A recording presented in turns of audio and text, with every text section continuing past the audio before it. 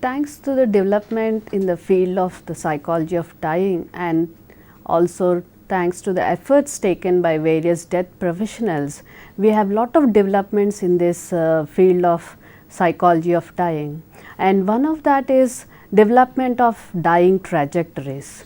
Now, all of you know that trajectory is a word taken from physics, which indicates the path of motion of a moving object. Now, in dying trajectories, which was suggested by Glasser and Strout in 1960s in their pioneering work on the dying people, they have suggested using of dying trajectories. Now, these dying trajectories are not only useful for the physician, they are also useful to educate the dying patient and the family of the dying patient. There are three types of dying trajectories, which you can see in the figure. So, in this figure you can see that the first dying trajectory, which indicates people dying without any warning, that is sudden death, in this top line which is straight in, and this graph indicates that there is sudden death. Coming to the second type of dying trajectory, you have this blue line which is going downwards, which indicates that it is that the patient is suffering from a chronic disease and there is slow decline till the point of death. And the third dying trajectory, which is an orange line wavy in shape, you can see that this represents patients suffering from chronic illness. So, this represents patients suffering from chronic illness. Going to the examples of dying trajectories, the example of cancer trajectory. In this you have the functioning level of the patient and also time. You can see that initially the functioning level of the patient is high, and as the disease cancer progresses, there is a sudden decline in the functioning level which results in death. Now, going to another example of the dying trajectory, in the next slide you can see organ system failure trajectory. Here in this case, the patients suffering from heart and lung failure come under this category. And here, as you can clearly see in the graph, initially the functioning level of the person is high, but sudden decline. That is the time when these people are probably admitted in the hospital, and because of medical intervention they become normal, and once again they recoup and they reach a high functioning level. And this stays on, say, for some couple of months, or for some people even years, and till a point when again they have another, say for example a heart attack. So, then again their functioning level comes low, and probably at this time they are admitted in a hospital. So, like this it can go on for 3 or 4 times, and a point comes when even the family members will think that okay, even this time this person is going to be admitted in the hospital and will return back normal, but suddenly and unpredictably the person might never come back, and then you can see that there is sudden decline again in the functioning, which results eventually in death. Now, going to the third example of dying trajectory, which is dementia trajectory.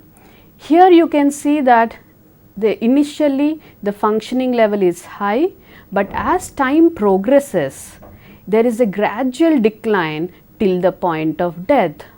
So, all of us know that terminal illnesses such as dementia do not get revived even after medical intervention. So, there is a gradual decline, as you can see on the graph here, till a point of death. So, different dying trajectories help not only the physicians to plan for the treatment of the terminally ill person, they will also help discussing the problem with the patient. So, the patient can understand how his course of prognosis of the disease will take place, and the patient can get an idea clearly regarding how his near future might be. not only that, these dying trajectories also help the family members to understand how the patient's progress will be. So, death is something that is unpredictable, but having these dying trajectories give them a solid kind of understanding regarding what will happen to their loved ones till the point of death. So, these dying trajectories also help the physicians and other healthcare professionals involved with the management and care of the dying person to determine the kind of treatment procedures. For example, whether to treat the person in an ICU unit or to keep the person in a hospice facility or to send the patient home and periodically ask the patient to come and visit. So, these dying trajectories determine many factors associated with the dying process, and over the years they have been very useful in many ways.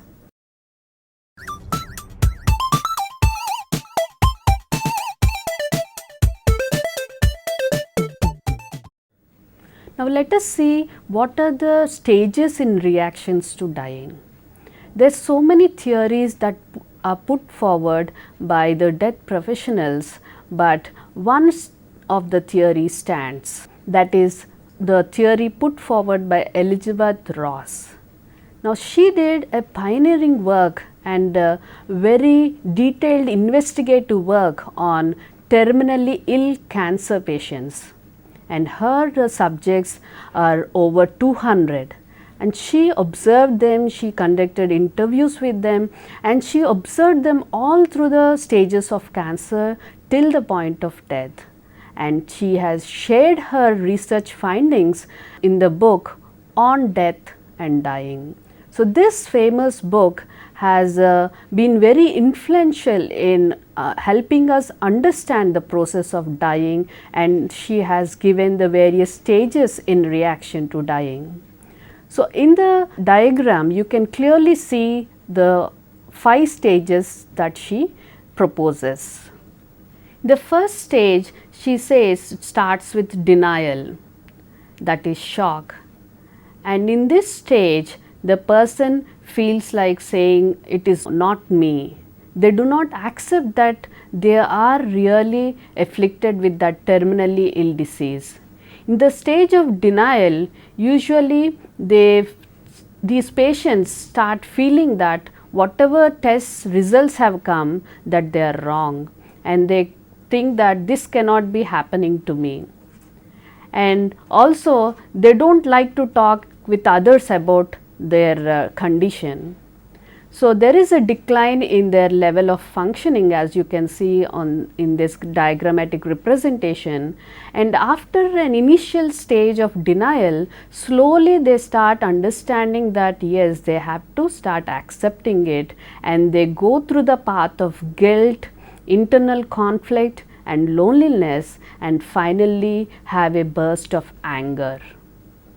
So, they start responding in an emotional way, and some of the patients show anger towards themselves. For example, if they are diagnosed with cancer and that is as a result of their smoking behavior, then they might show anger feelings on themselves. And some patients feel angry towards the social system. It is the social system that has resulted in this particular kind of illness. So, they get angry towards the social system. Some others get angry towards the family members. Probably they might feel angry towards their parents. Had their parents brought them up in a healthier way, probably they would not be ending up like this today. So, some other patients also show their anger towards the health workers. So, like this they spend some time in anger emotional state where they blame themselves, their loved ones and also everyone else for their illness. After the stage of anger, as you can clearly see in this diagram, they go to the next stage, that is the stage of bargaining, when it occurs when patient accepts death but wants more time to live. So, some of these patients start thinking that it is okay to die, but I want to live till my grandchild is born, or let me live till my child graduates, or till my daughter is married. So, it is a state of bargaining, and many of them also start bargaining with God and pleading Him to give them more time so that they will finish off the unfinished businesses at hand, and then they will be ready to die. After experiencing this stage, they go on to the next stage, that is the depression stage. In this depression stage, it is a very low level, as you can clearly see here, and in this stage of depression, they start feeling very sad, they become moody, and it is also a time when their disease also will be progressing at a higher rates, because when patients are in a stressful and depressed mood, the physiological functioning also gets affected. But this depression sets in to almost all the patients dying with terminal disease, and it sets in at the point when they start finally realizing, yes, they have to die, they are going to die, and they have to leave all their loved ones. So, the healthcare professionals who are working with these people have to reassure the patients at this point of time, saying that yes, an amount of depression is common and that they can come out of the depression. So, after experiencing depression, they also go to the next stage, and that is the stage of acceptance. As you can see again in this graph, the stage of acceptance, again there is a rise, and they move towards positive responses in acceptance stage, and this is usually the final stage. And in this acceptance stage, the person gains back his emotional composure, and the person will start analyzing his situation cognitively, logically, and intellectually. And they also make preparations for leaving. They try even to console their loved ones regarding their impending death. They also try to help others in all possible ways, because these are the last few remaining days, and they try to make most out of it. So, these patients, when they come to the final state of acceptance, it also means that they are approaching death fast. So, Ross theory has been very influential. All these 5 stages of reactions to grief has been highly influential and highly applicable. But however, there are some criticisms.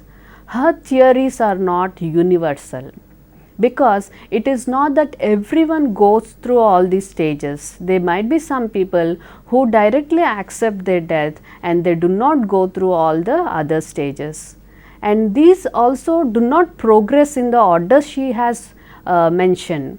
Some of the patients might have 2 or 3 stages together, and again reoccurring of an earlier stage. So, it does not actually progress in the manner she has suggested.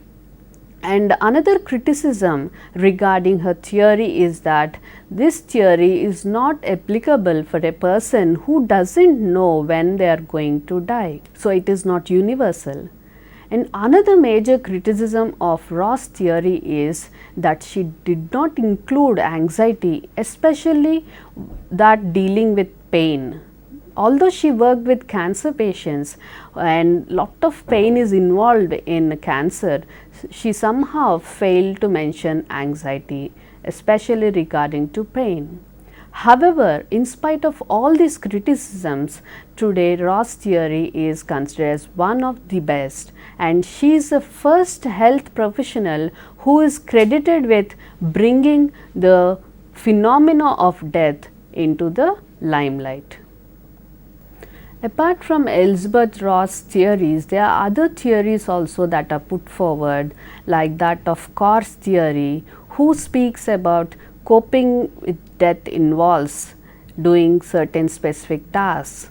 And another influential theory is Greer's theory, and he also suggests 4 stages. According to him, it begins with denial, then the second stage is fighting spirit, when the person will try to put on a fighting spirit and they try to actively cope with the grief that comes after listening to the news of death. And the third phase is stoic acceptance, and the fourth is hopelessness, followed by anxiety.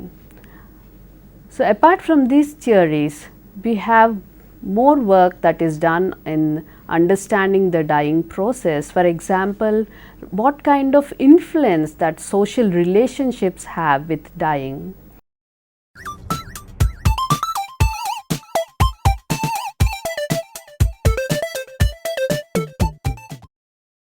So, now we will see some of the social relationships, like for example, the loss of a parent. What impact does it have? Now, many of us predict that our parents will die before us. Even then, there is lot of anxiety and lot of grief that is associated with the loss of a parent. And this grief intensifies if the children are younger, because they are highly dependent on their parents, and it is the parents that are taking care of them, and they are the ones who truly love them. So, loss of a parent is really anxiety. So, loss of a parent is very depressing. So, the people who lose a parent undergo lot of grief, and they also try to fill in the generational gap. For example, earlier it was their parents who were serving as elderly members for the family. It is the parents who give all kinds of advices to the whole family. Now, because of the death of the parent, these people being next in the generational line, they have to take up those responsibilities. Next, let us see what is the impact of loss of a spouse. Now, this loss of a spouse is highest stress inducing, and when the person loses the spouse, there is lot of emotional gap in their life. And it has been found that men, when they lose their wives, they are worse at coping compared to women. And many men get depressed, and also eventually they also die quicker when compared to women. There might be a reason for this, because women are being more expressive, and women who let go their grief, they also get more kind of social support. So, if the spouse, widower spouse, tries to remarry, probably there will be less of an impact, but those who try to remain for long periods of time, and those widowers who do not try to interact with others, and they are supposed to be dying even quicker. Coming to the next loss, loss of a child. Now, this loss of a child is very traumatizing, because parents never expect to see any of their children die before them. And also, this loss of a child will usually because of a terminal illness, or because of sudden accidents, or because of suicides. In all these 3 cases, it is highly traumatizing to the parent, and they take a long time to recoup. Coming to the loss of a sibling. Now, loss of a sibling also gives us a signal that yes, since our sibling has expired, death is nearer to us. When we lose a parent, we might still think death is far away from us, but when a sibling dies, or when a close friend who is of comparable age dies, then death comes closer to us. So, apart from trying to cope with the loss of the sibling, one has to deal with one's own approaching death. So, loss of a sibling is equally traumatizing. Loss of a sibling, the effect of this varies from age group to age group. For example, if a person lost his or her sibling in ripe old age, then the impact will not be so much, because this person might have had his own family and probably was not really associating with the other sibling. If this loss of the sibling is there during childhood, then it might be that the parents are spending a lot of time with this sick child. And mostly during childhood, the loss will be because of terminal illness. And during this terminal illness, there is long phase of suffering, and all throughout this period, this person might be really missing quality time with the parents, and the parents might be spending more time with the sick child. So, in that way there is loss. And apart from that, when the parents, if they do not discuss about the condition of the sick sibling, then this person also will not be able to understand being a child, and the trauma will be much intense. If parents spend time equally with other children apart from their sick child, then coping with death of this particular child will be better for the remaining alive children. So, not only these particular relationships, even there is an impact when a pet dies, for example, and how people grieve or bereave for the dead pet also varies according to the age group. If it is for a very young child, the young child might be really missing the pet, the child might cry for the pet, and since the young child still does not understand what is death, now there will be lot of confusion. But coming to older children, they will miss the pet, and they will also show signs of depression and anxiety. They might also throw temper tantrums. Coming to adolescents and coping with the loss of a pet, adolescents, they to some extent understand that death is fatality, and that the dead pet, there is no chance for the dead pet to return. So, they might be looking at adopting or taking care of other pets.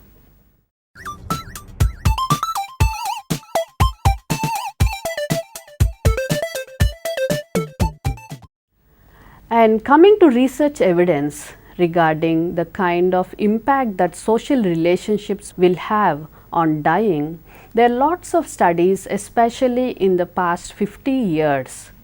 And these results of these research studies consistently indicated that there is lot of relationship between the kind of social support one has and the dying process. It has shown that people with low social support and people with less strong social relationships, they are the ones who have higher mortality rates.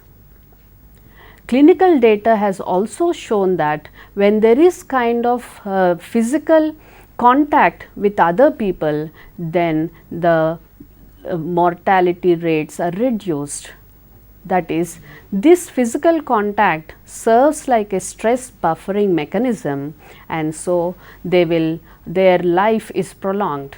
For example, you can see in neonatal wards, the physicians recommending that when the child is prematurely born, they recommend today. Earlier they used to not allow anyone to touch the premature born child, but today they recommend that the parents or significant others spend some time by taking out this child from the ICU unit or from the incubator, and then holding this infant in the arms, and also seeing that there is some amount of physical contact.